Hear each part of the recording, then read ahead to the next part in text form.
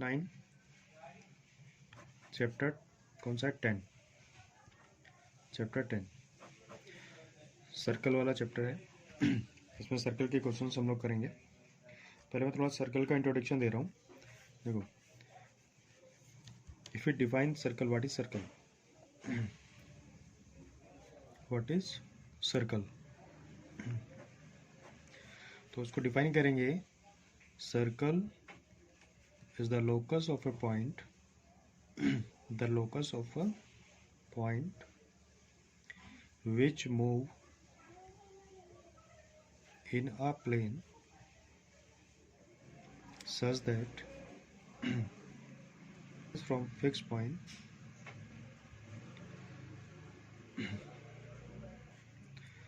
always constant. Example ले लो, ये कोई पॉइंट है। ये अगर इस पॉइंट P की इस पॉइंट O से डिस्टेंस फिक्स है, ठीक है, तो ये जो पाथ बनाएगा वो एक, उसको हम सर्कल कहेंगे, ठीक है। तो पाथ मतलब इसी को हम लोकस कह रहे हैं। लोकस वर्ड शायद तुम्हारे लिए पहली बार आ रहा है 9th क्लास में। Locus means the path trace by the point. तो ये पॉइंट कैसे मूव कर रहा है? Point move in this plane such that its distance from a fix point is always constant. चाहे वो यहाँ पर रहे, यहाँ पर रहे, यहाँ पर रहे, कहीं भी जाएगा तो डिस्टेंस हमेशा सेम ही रहेगी। इसीलिए ये वाली डिस्टेंस हमें क्या कहलाती है सर्कल के केस में? इसको हम रेडियस बोलते हैं, ठीक है। और ये बाउंड्री क्या कहलाएगा? This boundary is circumference. Circumference तो पढ़ा होगा तुम लोगों ने, सर्कमफ्रेंस। तो इसका जो पैरामीटर होता है, हम लोग पैरामीटर पढ़ते हैं स्क्वायर का, रेक्टेंगल का। तो सर्कल के केस में जो पैरामीटर है वो सर्कमफ्रेंस कहलाता है, ठीक है। तो दिस इज द रेडियस। और इसको अगर हम बिल्कुल एक स्ट्रेट लाइन सामने की बाउंड्री पर टच कर दें, पी क्यू, तो पी क्यू क्या कहलाएगा? Diameter. P Q is diameter. तो रेडियस जो है, radius is equal to the half of diameter. इसका रिलेशन है। सर्कमफ्रेंस, सर्कमफेरेंस को अगर हम पूछा जाता है what is the parameter of the circle, parameter of the circle mean circle भी पॉइंट मूव करता है। तो एक जैसे वॉच होती है घड़ी में, जब यहाँ से मूव करेगा तो कितना बनाएगा? एक कंप्लीट एंगल बनाएगा। लाइन्स एंड एंगल में तुम लोगों ने पढ़ा है टाइप्स ऑफ एंगल, जिसमें एक स्ट्रेट एंगल होता है, एक कंप्लीट एंगल होता है। तो स्ट्रेट एंगल जो होता है कितना होता है? 180 डिग्री। और जब उसको कंप्लीट बोलेंगे तो 360 डिग्री, 180 प्लस 180। तो कंप्लीट एंगल कितना हुआ? 360। इसी टर्म को यहाँ पर हम 2 पाई बोल रहे हैं। अभी वो एक्चुअली पाई जो टर्म है उसको हम दो तरीके से मेज़र करते हैं, एक तो रेडियन में और एक डिग्री में। जब रेडियन में हम यूज़ करते हैं तो पाई की वैल्यू 22/7, और डिग्री में जब लेते हैं तो 180 डिग्री, ठीक है। तो सर्कमफ्रेंस, अभी तुम्हें सर्कमफ्रेंस जो है वो 2πr ये होता है। तो area of circle, area of circle कितना हो जाएगा? πr² हो जाएगा। तो अभी हम लोग पैरामीटर ऑफ सर्कल से रिलेटेड क्वेश्चन तुम्हारे यहाँ पर नहीं है। सर्कल को ज्योमेट्रिकली हम लोग पढ़ रहे हैं यहाँ पर। तो ज्योमेट्रिकली सर्कल के जो डिफरेंट पार्ट्स होते हैं, जैसे यहाँ पर सर्कल का कोई भी एक बाउंड्री का कोई एक छोटा सा हिस्सा हम ले लेते हैं, ठीक है। मान लो कि ये, तो इसको हम कहेंगे आर्क। ये आर्क हो जाएगा। आर्क जिस पॉइंट पर दो पॉइंट से मिलकर आर्क बन रहा है, उसको अगर हम ज्वाइन कर दें दिस लाइन, तो उस केस में ये जो लाइन है वो क्या कहलाएगी? कोड कहलाएगी, ठीक है। अब कोड से रिलेटेड प्रॉपर्टी यहाँ पर है, कोड से रिलेटेड, और जो angle form by the code at the centre, इससे रिलेटेड क्वेश्चंस और प्रॉपर्टीज हम तुम्हारे चैप्टर 10 में पढ़ेंगे, ठीक है। अब कोड्स की क्या प्रॉपर्टीज हो सकती हैं? देखो, अगर कोई दो कोड इक्वल है, मान लो कि एक कोड ये है और एक कोड ये है। Property number first, equal codes, equal distance from the centre. मतलब कि अगर कोड AB देखो यहाँ पर जो तुम जब आर्क एज ए आर्क इसको शो करोगे तो ऐसे लिखोगे, और ए बी को एज ए कोड जब लिखोगे तो हम या तो ये लगाएंगे या तो नहीं लगाएंगे। लेकिन आर्क के केस में ये हमें लिखना पड़ेगा। कन्फ्यूजन रहेगा ना कि हम इसकी बात कर रहे हैं कि इसकी बात कर रहे हैं। तो अगर आर्क की बात कर रहे हैं तो आर्क के लिए हम ऐसे बना देते हैं।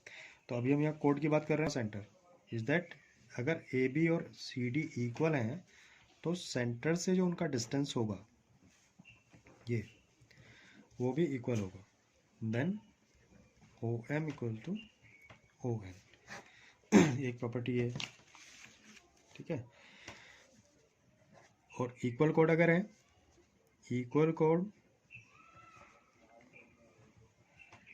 कोड्स सबटेंड मतलब बनाती हैं। Equal code subtend equal angle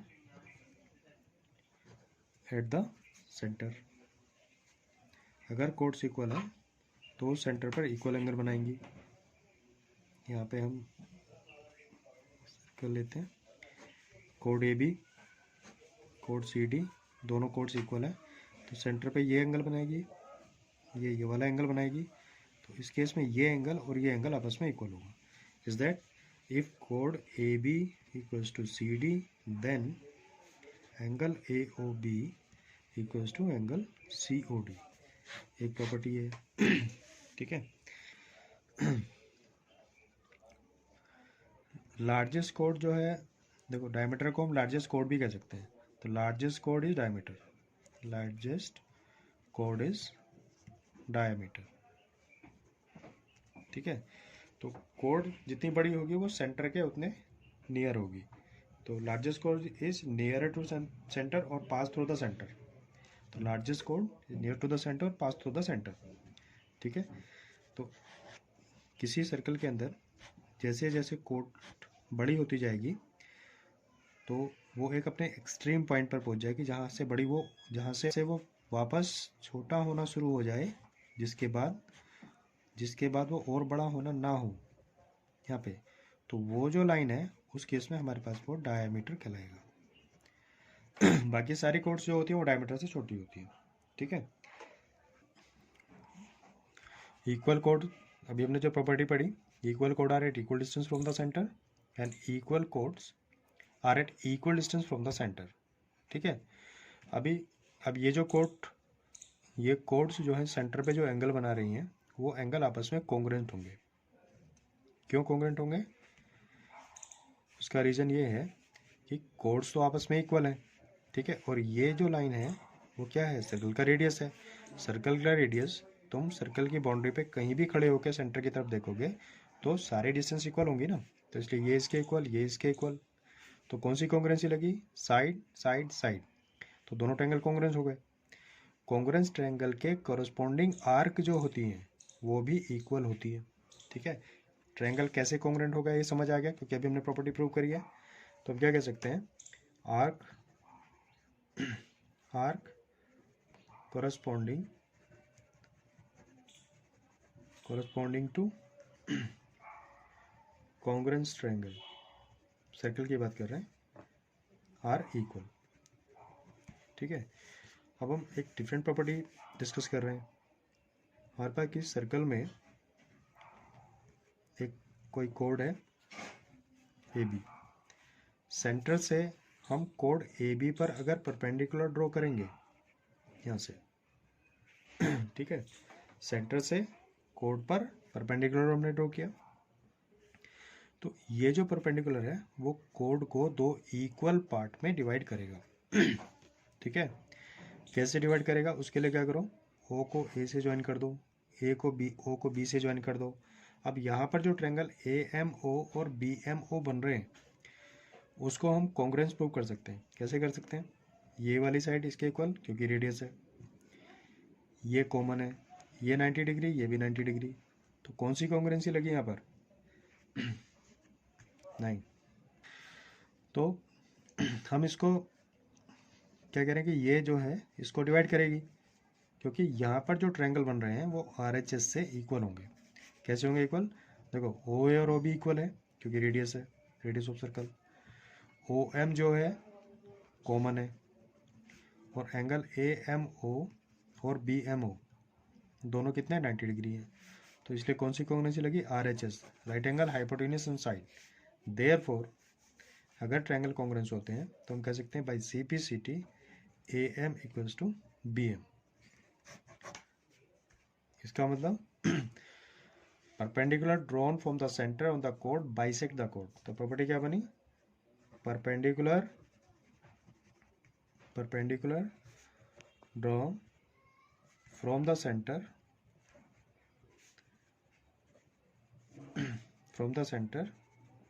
on code, अगर हम कोड पर परपेंडिकुलर ड्रॉ करें सेंटर से, वो कोड को बाइसेक्ट करेगा, बाइसेक्ट द कोड।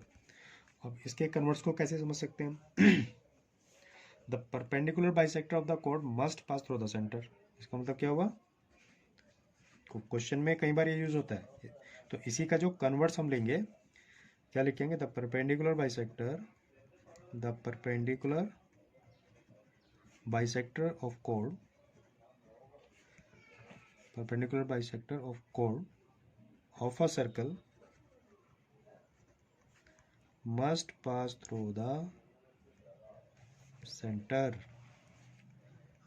तो अगर हमें प्रूव करना पड़े कहीं पर कि वो सेंटर से ही होके जाएगा, तो उसके लिए भी हम सेम कॉन्ग्रुएंसी यूज कर सकते हैं, लेकिन कई बार क्वेश्चन में हमें उसको डायरेक्ट यूज करना पड़ता है, और प्रॉपर्टी जो है वो मस्ट है, प्रॉपर्टी हमें लाना होनी चाहिए, तभी क्वेश्चन को अच्छे से कर पाते हैं। अब कोड्स की प्रॉपर्टी के बाद में हम लोग एक थ्योरम डिस्कस कर रहे हैं। अभी कुछ और प्रॉपर्टीज़ हैं, जैसे जैसे हम क्वेश्चन करेंगे, क्वेश्चन के साथ साथ वो प्रॉपर्टीज़ में डिस्कस करूँगा, क्योंकि पहले से सारी प्रॉपर्टी को पढ़ना बस क्वेश्चन के साथ उसको नोटिस करना, उसमें थोड़ा जल्दी समझ आता है। ये एक थ्योरम है, बहुत ही इंपॉर्टेंट थ्योरम है, बहुत, क्योंकि बहुत सारे क्वेश्चन पर डिपेंडेड है। थ्योरम क्या है, एंगल सबटेंड, मतलब ये आर्क है, angle subtended by an arc at the centre, ये सेंटर पे उसने एंगल बनाया, is double the angle subtended by it at remaining part at any point on the remaining part of the circle। remaining मतलब ये वाली are को छोड़ दो, बाकी जो बचा रिमेनिंग हुआ। अब इस रिमेनिंग पार्ट में चाहे कहीं भी एक पॉइंट ले लो, चाहे वो यहाँ बने कहीं भी बने, ठीक है, वो एंगल मान लो यहाँ पर बन रहा है, सपोज कहीं भी हो सकता है वो, अभी 2-3 सिचुएशन डिस्कस करेंगे इसकी। हमें ये प्रूव करना है कि ये वाली जो आर्क है सेंटर पर ये एंगल बना रही है और रिमेनिंग पार्ट पर ये एंगल बना रही है, तो ये एंगल यानी सेंटर वाला एंगल AOP APB का डबल होगा, ये हमें प्रूव करना है, ठीक है। O को P से ज्वाइन करो और उसको थोड़ा एक्सटेंड कर दो, join P to O and extend two point Q suppose, ठीक है। अभी यहाँ पर सबसे पहले फोकस करो ट्रायंगल AOP एंड BOP में। AOP आइसोस्केलस ट्रायंगल है, क्योंकि OP और OA रेडियस है, और हम जानते हैं कि एंगल अपोजिट होता है इक्वल साइड आल्सो इक्वल, तो ये वाला एंगल और ये वाला एंगल आपस में इक्वल होगा, मतलब कि एंगल 1 है, ये एंगल 2 है। इसी तरह से POB में OP और OB रेडियस है तो ये भी आइसोस्केलस होगा, इसलिए ये वाला एंगल मान लेते हैं, इसको 4 मान लेते हैं। प्रूव करना है, ये हमने कंस्ट्रक्शन किया, मैंने समझा दिया कि इसमें ट्रायंगल जो बन रहे हैं वो किस टाइप के ट्रायंगल बन रहे हैं। अब यहाँ पर हम एक्सटीरियर एंगल प्रॉपर्टी यूज़ करेंगे। देखो AOP का एक्सटीरियर एंगल है। अब एक्सटीरियर एंगल प्रॉपर्टी क्या होती है, अगर हमारे पास एस उसका इसको एक्सटेंड किया एस तक, तो इस वाले एंगल को हम क्या कहेंगे, exterior angle of this triangle. Property क्या होती है, exterior angle of a triangle is equal to the sum of interior opposite angle. अगर हम एक्सटीरियर एंगल को 1 से शो करें तो इसके इंटीरियर अपोजिट एंगल का मतलब इसके साथ वाला छोड़ दो, बाकी जो बचे वो इंटीरियर अपोजिट एंगल हो गए, इज दैट एंगल 2 एंगल 3। तो एंगल 1 जो होगा वो एंगल 2 + 3 के बराबर होगा। ये क्या है, एक्सटीरियर एंगल प्रॉपर्टी, ठीक है। तो एक्सटीरियर एंगल प्रॉपर्टी में ध्यान रखना है, जो भी एक्सटीरियर है उसके साथ वाला एंगल छोड़ दो, बाकी दोनों के सम के बराबर होगा। यही प्रॉपर्टी यहाँ पर यूज़ करनी है, ठीक है। कंस्ट्रक्शंस प्रॉपर वे में एंड हमें प्रूव क्या करना है, एंड देन कंस्ट्रक्शन, उसके प्रूव करने के लिए जो हमें कंस्ट्रक्शन चाहिए गिवन क्या है, गिवन में क्या लिखेंगे, given a circle and A B is a arc, angle form by this arc is A O B and A P B. To prove में ये लिखेंगे, to prove A O B equals to twice of A P B. ठीक है, मैं इसको भी direct prove करने जा रहा हूँ। ठीक है, देखो इसको प्रूव करने के लिए since angle A O Q is exterior angle of triangle AOP. Therefore, by exterior angle property,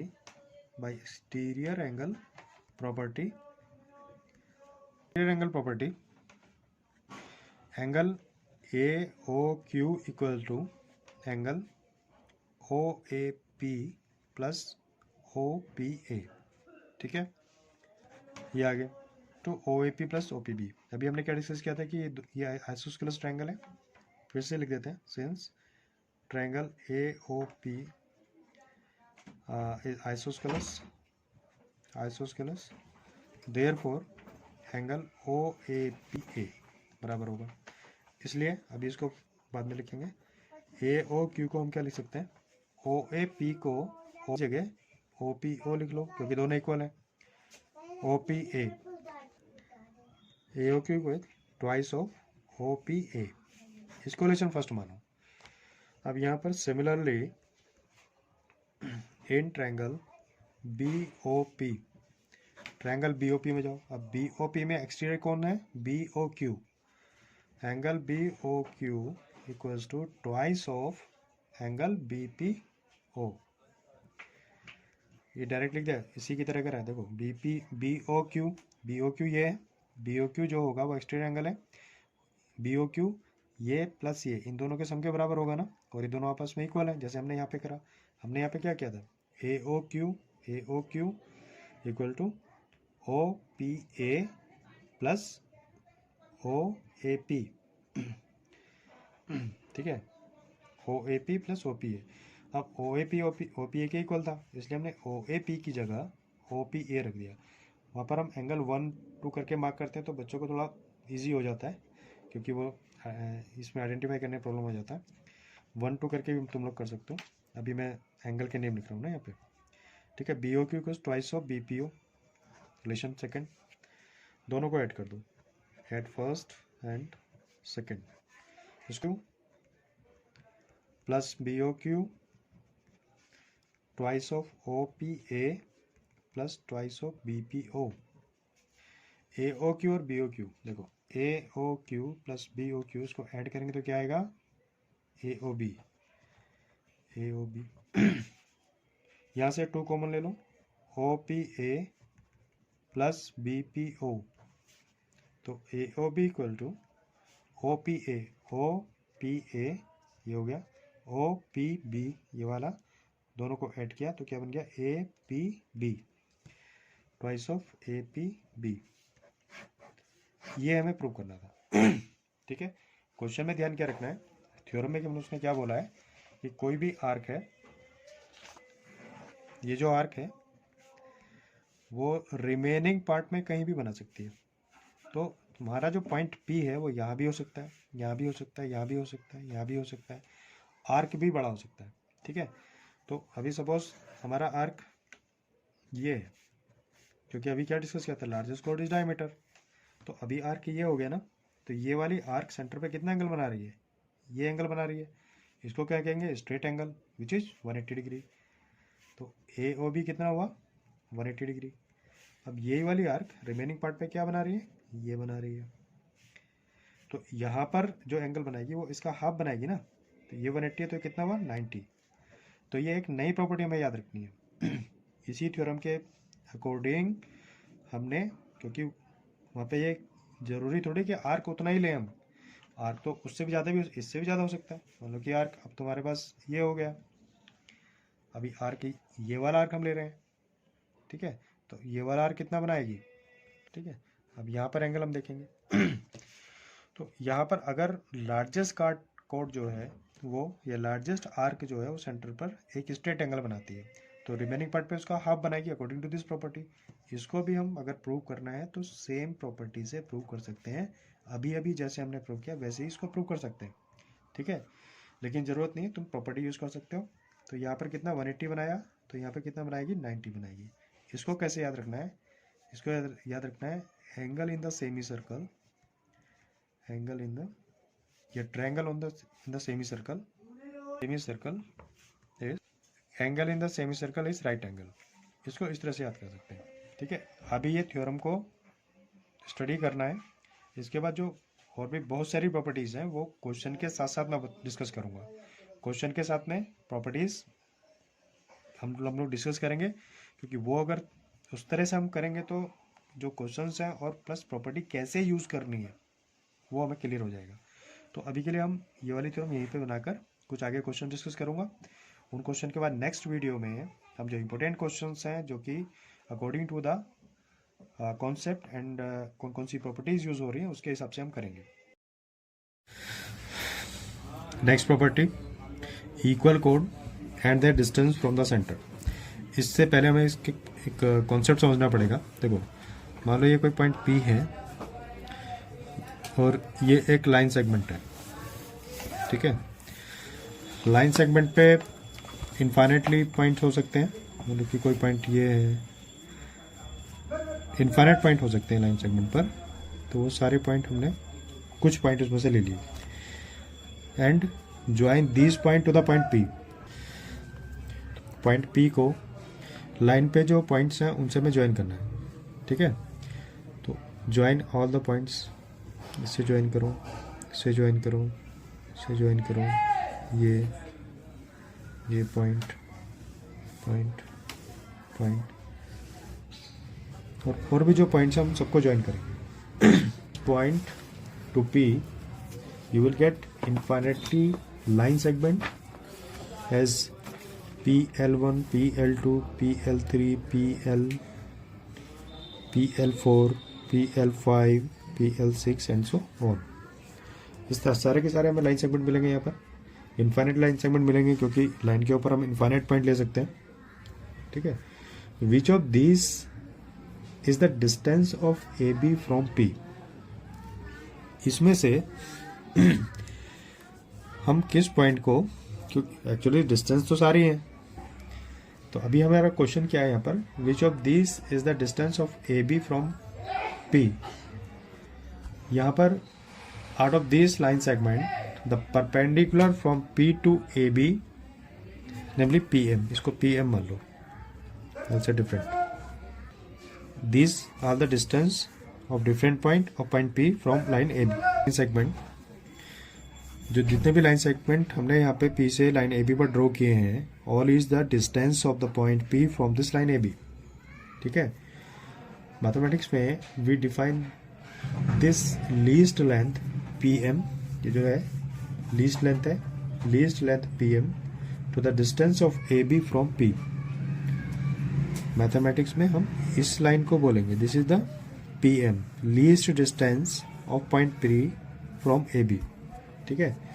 so property यहाँ पर क्या बनी, ये हमारे कहाँ पे काम आएगी, जब हम सेंटर से किसी कोड पर परपेंडिकुलर ड्रॉ करेंगे वहाँ पे काम आएगी। तो कॉन्सेप्ट क्या बनेगा यहाँ पर, the length of perpendicular, the length of perpendicular, length of perpendicular from a point to a line is the distance of the line from the point, is the distance of the line from the point, ठीक है। ये property यहाँ पे मैं बताना चाह रहा था। ध्यान में रखना है कि this least distance is the length. अभी तक जो हमने प्रॉपर्टी डिस्कस की है उसके बेस पर एक क्वेश्चन है यहाँ पर, if two intersecting chords of a circle makes equal angle with the diameter passing through the point of intersection, prove that the chords are equal. हमें कॉर्ड्स इक्वल करना है। यहाँ पर हमें सर्कल गिवन है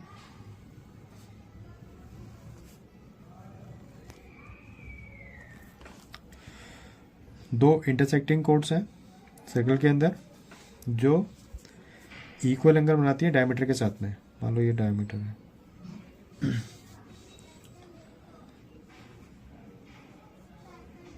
ये डायमीटर हो गया। ये भी इंटरसेक्टिंग कोड्स है। इंटरसेक्टिंग कोड मतलब जो एक दूसरे को इंटरसेक्ट कर रही हूँ। मान लो एक कोड ये है और एक कोड ये है, ये दोनों डायमीटर पर एक दूसरे को इंटरसेक्ट कर रही हैं। ठीक है, पी क्यू मान लो, इसको आर एस मान लो। इंटरसेक्शन पॉइंट जो है वो सेंटर से होकर जा रहा है, इसका मतलब ये हमारा डायमीटर मान लो, डायमीटर है। हम अब ये जो है डायमीटर के साथ में इक्वल एंगल बना रहे हैं, means this angle equal to this angle. Diameter ये है, इसके साथ में एक एंगल ये बन रहा है, एक एंगल ये बन रहा है। हमें बताना है कि कोड्स इक्वल होंगे। तो अब कोड्स इक्वल प्रूव करने के लिए क्या करो, सेंटर से जो कोड्स हैं उस पर परपेंडिकुलर ड्रॉ करो। यहाँ से भी ड्रॉ कर दो। ठीक है, इसको m मान लो, इसको n मान लो। डायग्राम दिख रहा है कि फिर से बनाऊं? यहाँ पर ये परपेंडिकुलर है। ठीक है, ये पॉइंट C मान लो। अब यहाँ पे जो ट्रायंगल बन रहा है ONC और OMC, इसमें देखो ये एंगल इसके इक्वल है, ये दोनों 90 है और ये कॉमन है। ठीक है, एक बार थोड़ा बड़ा करके बना देता हूँ।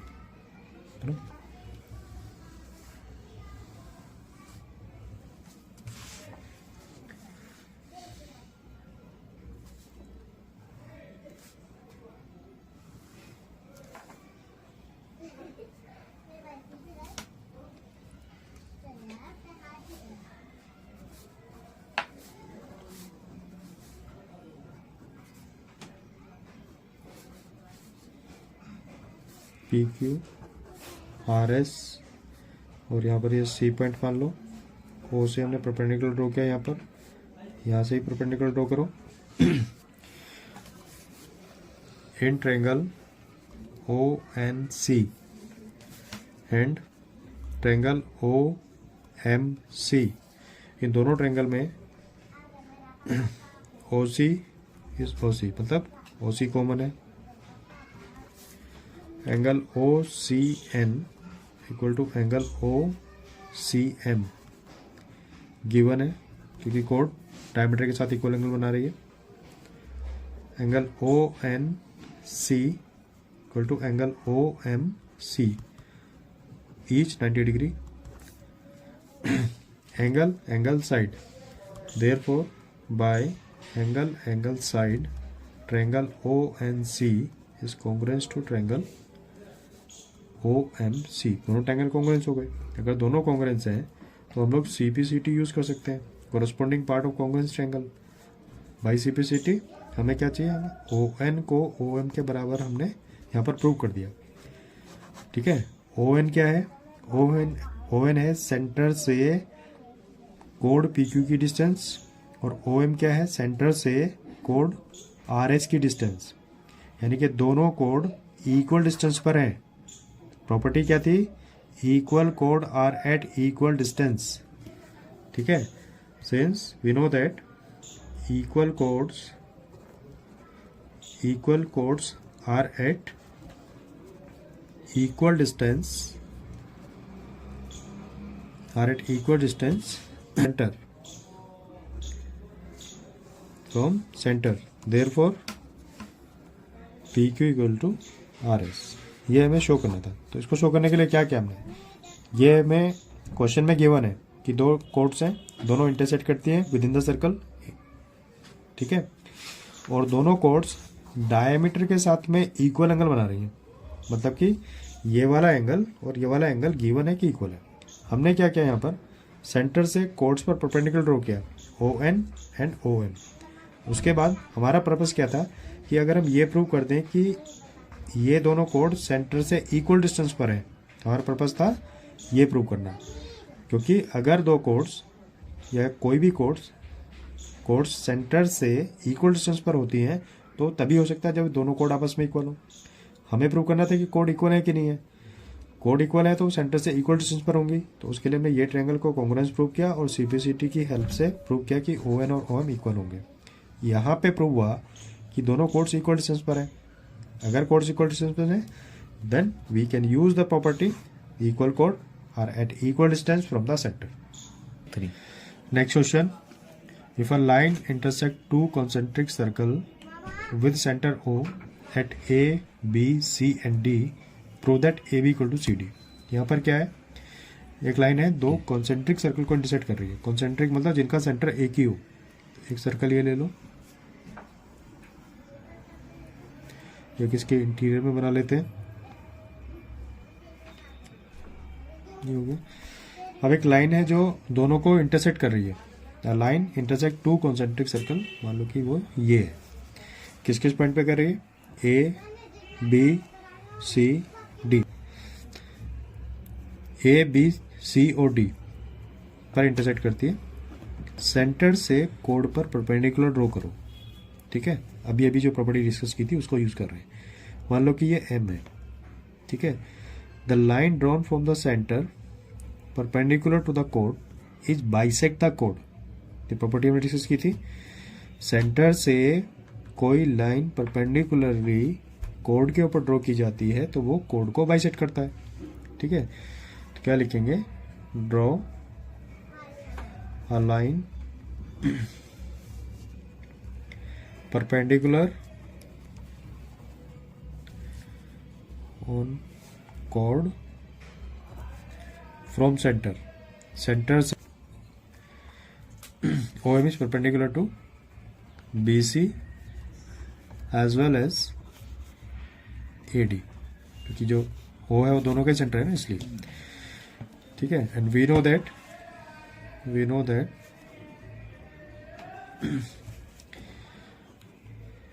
ये परपेंडिकुलर का साइन है, लिख देता हूँ। परपेंडिकुलर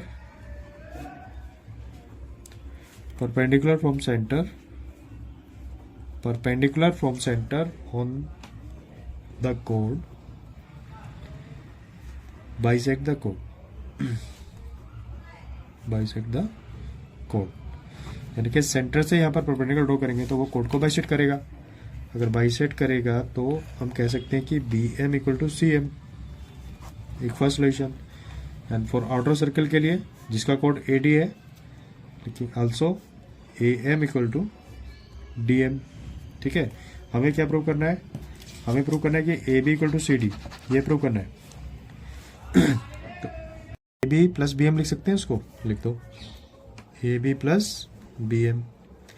और जो DM है उसको हम क्या लिख सकते हैं, CM प्लस CD। अब रिलेशन फर्स्ट में हमने क्या शो किया है कि BM और CM इक्वल है, BM और CM इक्वल है। तो अगर ये दोनों पॉइंट लाइन सेगमेंट इक्वल है तो काट दो दोनों साइड से कैंसिल आउट हो जाएगा ना। तो क्या आया हमारे पास, AB इक्वल टू CD। यही हमें प्रूव करना था।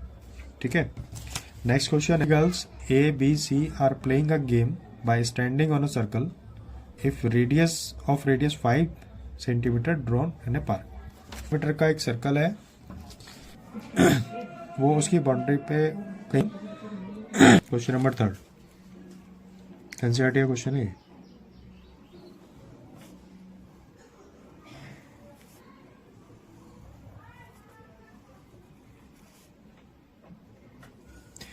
3 girls A, B, C are playing a game by standing on circle of radius 5 metre. मान लो कि A यहाँ पर है, B यहाँ पर है और C यहाँ पर बैठी है। ठीक है, ये सेंटर है, सेंटर से इसको ज्वाइन करो, A को C को और ये जो 3 गर्ल्स हैं A, B, C बाउंड्री पे बैठी हुई हैं, ये एक दूसरे को बॉल थ्रो करती हैं। तो ये A B को थ्रो करेगी, B C को थ्रो करेगी। ठीक है, A से B का जो डिस्टेंस है वो हमें 6 मीटर दिया हुआ है। A से B ये दोनों एक दूसरे से 6 मीटर पे बैठे हैं, B और C भी 6 मीटर पे बैठी हुई है। ठीक है, हमसे पूछा है कि A और C के बीच का डिस्टेंस कितना है, ये दोनों कितनी डिस्टेंस पर है एक दूसरे से, ये हमें निकालना, हमें AC फाइंड करना है। क्वेश्चन समझ में आ गया। 3 गर्ल्स हैं, एक सर्कल पर बैठी हुई हैं और वो एक दूसरे को बॉल थ्रो कर रहे हैं, ठीक है। उनमें से ए और बी के बीच का जो डिस्टेंस है 6 मीटर है, बी और सी का भी 6 मीटर है। हमसे उसने ए और सी का वो 5 मीटर रेडियस का है, ठीक है। इसको निकालने के लिए तुम ओ को बी से ज्वाइन करो। हमने ज्वाइन कर दिया ओ को बी से। अब तुम्हें ए सी फाइंड करना है, तो यहाँ पर हम ट्रायंगल के एरिया वाला कॉन्सेप्ट लगाएंगे। क्या करना है, देखो ए ओ बी जो है वो आइसोस्केलस ट्रायंगल है, क्योंकि ओ ए और ओ बी तो दोनों रेडियस है ना। आइसोस्केलस ट्रायंगल है ओ ए बी आइसोस्केलस ट्रायंगल, क्योंकि ओ ए और ओ बी इक्वल है, रेडियस है ना सर्कल का, इसलिए। आइसोस्केलस ट्रायंगल में या इक्विलेटरल ट्रायंगल में मीडियन जो होता है वो परपेंडिकुलर भी होता है, ठीक है। चाहे वो देखो याद रखना है, तो आइसोस्केलस ट्रायंगल और इक्विलेटरल ट्रायंगल में जो मीडियन होती है वो एल्टीट्यूड भी होता है। जैसे मान लो ये एक हमारे पास इक्विलेटरल ट्रायंगल है। इक्विलेटरल ट्रायंगल की प्रॉपर्टी क्या होती है कि सारे एंगल 60 डिग्री होते हैं, ईस्ट साइड इक्वल होती है, इसीलिए इंटीरियर एंगल इक्वल होते हैं। यहाँ पर हम अगर परपेंडिकुलर ड्रॉ करेंगे तो इस लाइन को हम एल्टीट्यूड बोलते हैं, ठीक है। वर्टेक्स से अपोजिट साइड पर परपेंडिकुलर ड्रॉ करेंगे तो this is altitude. Equilateral triangle में एल्टीट्यूड जो होता है वो मीडियन भी होता है। मीडियन क्या होता है, कोई लाइन जो वर्टेक्स से सामने वाली साइड पर ड्रॉ करे और वो इस साइड को दो इक्वल पार्ट में डिवाइड करे तो वो मीडियन भी कहलाएगा, ठीक है। तो आइसोस्केलस और इक्विलेटरल में ये जो मीडियन होती है वो परपेंडिकुलर भी होती है। तो ये सिर्फ मैं अभी बता रहा था, वो इसको हम यूज़ करेंगे। अब यहाँ पर देखो, ये आइसोस्केलस ट्रायंगल है, यहाँ से परपेंडिकुलर ड्रॉ करो, ठीक है। परपेंडिकुलर ड्रॉ किया हमने, तो चूंकि आइसोस्केलस था इसलिए सपोज ये पॉइंट डी है, तो ए बी तो हमारा कितना था, 6 था। तो यहाँ लिखेंगे draw perpendicular from O on A B. O से ए बी पर परपेंडिकुलर ड्रॉ किया हमने, तो ए बी को ये बाइसेक्ट करेगा, ठीक है। Therefore A D equals to B D कितना हो जाएगा, पूरा 6 था, कितना होगा 3 मीटर, इतना 3 इतना 3। कैसे क्यों कर रहे हैं हम, एक्चुअली हमें ओडी का लेंथ चाहिए। ओडी का लेंथ पता चल जाएगा तो हम एरिया वाला कॉन्सेप्ट यूज कर सकते हैं यहाँ पर, ठीक है। अब ओ ए डी ओ ट्रायंगल में यहाँ पर 90 डिग्री है, तो इसके सामने की साइड हाइपोटेन्यूस हो गई, इसलिए ठीक है। ए डी में square plus A D square, O A कितना है 5 दिया हुआ है।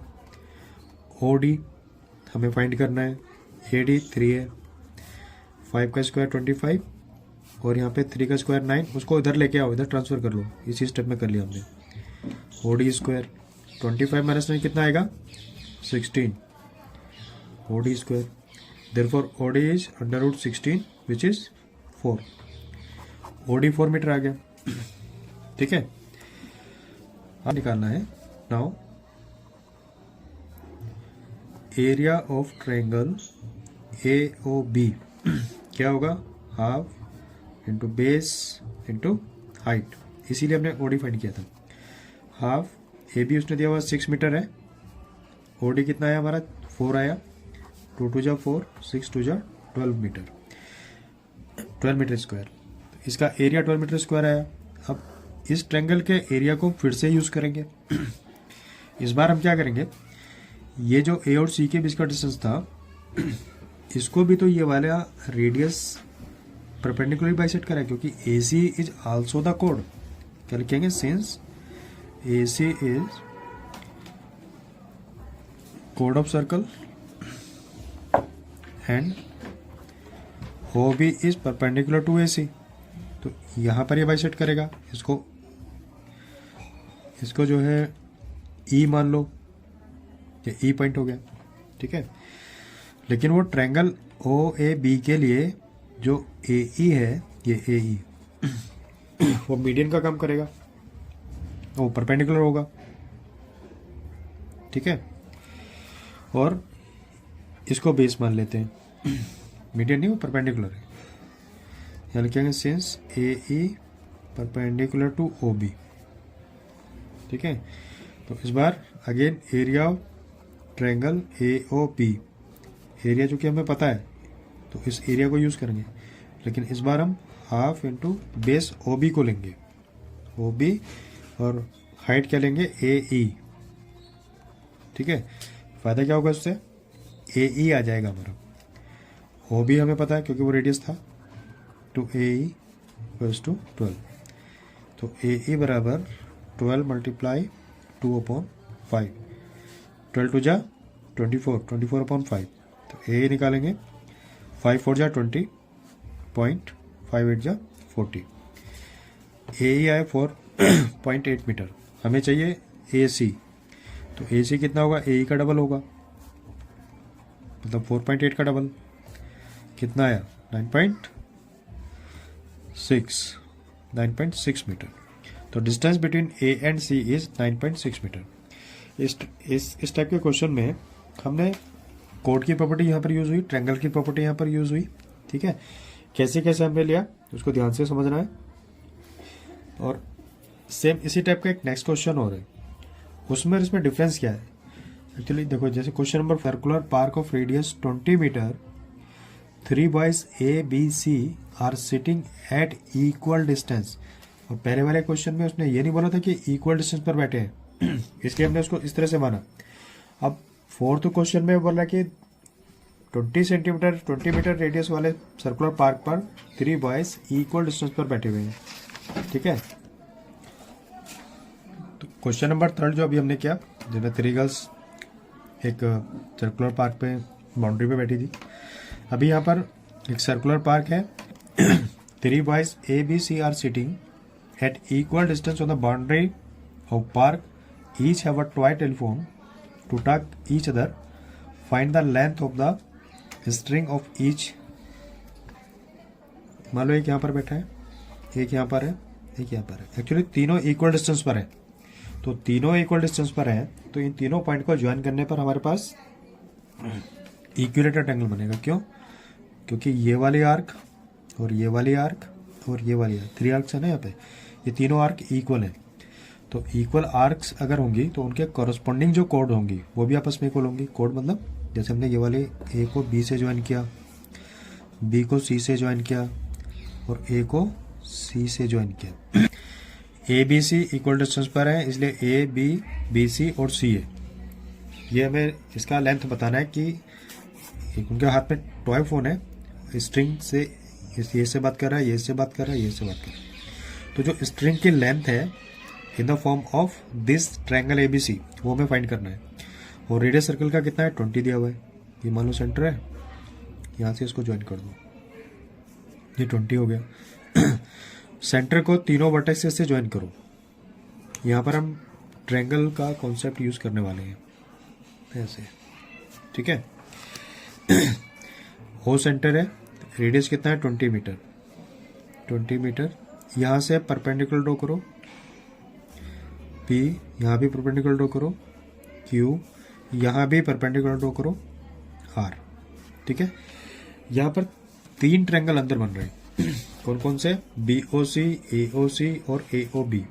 इन तीनों ट्रायंगल का एरिया का सम हम करेंगे तो बाहर वाले ट्रायंगल का एरिया आएगा। ठीक है, तो हम क्या लिख सकते हैं, since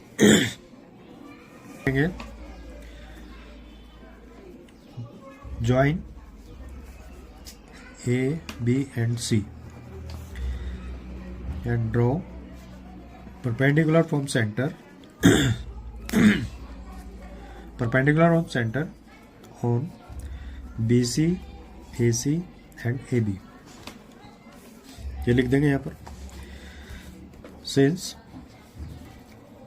area triangle ABC equal to area triangle BOC plus area triangle AOC plus area triangle AOB। ठीक है, अब देखो यहाँ पर जो अंदर वाले ट्रायंगल बन रहे हैं वो सारे इक्वल में एरिया होंगे कि नहीं होंगे? क्यों होंगे इक्वल? देखो एक्चुअली BC, AC और AB तीनों इक्वल कोड है। ठीक है, और OP, OQ और OR सेंटर से उनकी डिस्टेंस है, तो हमें पता है कि इक्वल कोड इक्वल डिस्टेंस पर होती है। इज दैट इस ट्रायंगल का बेस और इनका परपेंडिकुलर वो सेम है, इसलिए इनके एरिया भी इक्वल होंगे। Area triangle BOC equal to area triangle AOC equal to area triangle AOB। तीनों का एरिया इक्वल होगा। क्यों इक्वल होगा?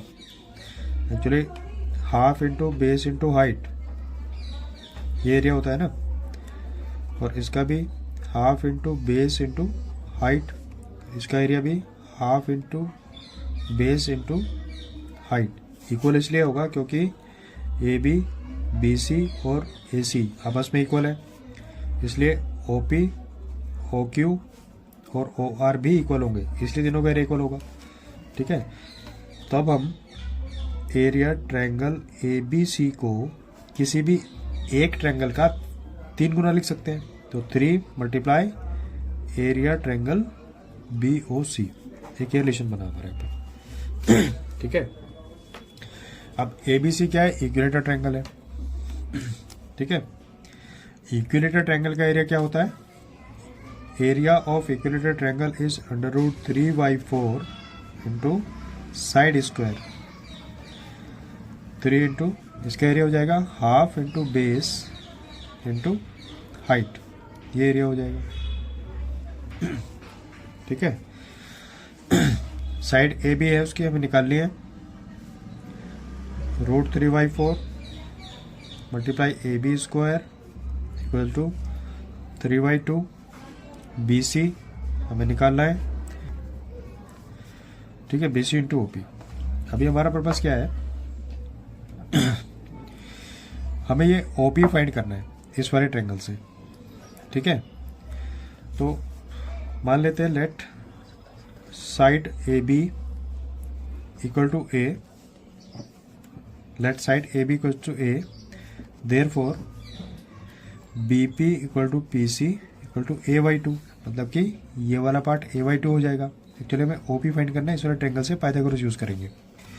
तो in triangle OPB, triangle OPB में OB square equal to BP square plus BP कितना है? A/2, क्योंकि साइड का आधा हो जाएगा ना, हमने ये माना उसको।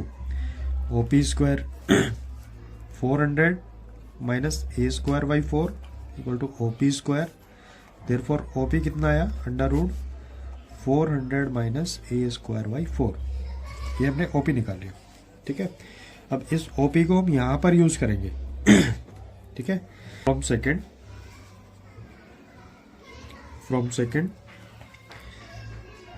√3/4 इसको हमने A मान लिया, A², 3/2। BC कितना है? A। OP कितना है? √400 माइनस A²/4। ये कितना? 3/2 था।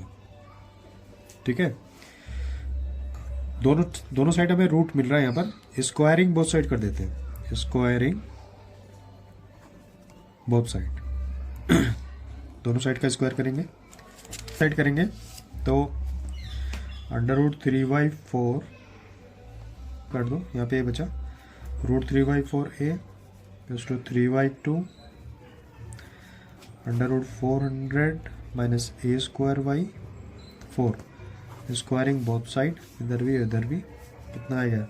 √3 का हो जाएगा 3/16 A², 9/4 रूट हट जाएगा 400 माइनस A²/4। ठीक है, 4 4 जा 16, 3 3 जा 9, A²/4 यहाँ पे कितना? 3 into 400 minus A²/4। A² divided by 4, 3 को मल्टीप्लाई करो, 3 4 जा 12 माइनस 3A²/4। ए वाली टर्म को इधर ले आओ, A²/4 plus 3A²/4 equal to 1200। कितना हो गया? एलसीएम तो सेम है, तो 4A²/4 इक्वल्स टू 1200। 4 से 4 कटा, A² equals to 1200, A is √1200। 1200 को हम क्या लिख सकते हैं? 12 मल्टीप्लाई 100, क्योंकि 100 का 10 होता है, और 12 को भी क्या लिख लो? 4 मल्टीप्लाई 3 मल्टीप्लाई 100। तो A कितना है? 2 का रूट 2, 100 का 20√3 metre. sitting at a distance of 20√3 meter from each other. Therefore, A, B, and C are at 20√3 meter on the boundary of circle. ठीक है, ये इम्पोर्टेंट क्वेश्चन था, एनसीईआरटी का क्वेश्चन है. अभी कल हम थ्योरम करेंगे नेक्स्ट वीडियो में, जो एंगल से रिलेटेड जो थ्योरम है, और उसके क्वेश्चंस करेंगे कुछ इंपॉर्टेंट. इनको बहुत अच्छे से समझना है, बहुत अच्छे से करना है. जो कमेंट्स करोगे, जो रिलेटेड डाउट्स हैं उसके बारे में कमेंट्स करोगे, और सब्सक्राइब करो और उसको लाइक करो वीडियो को.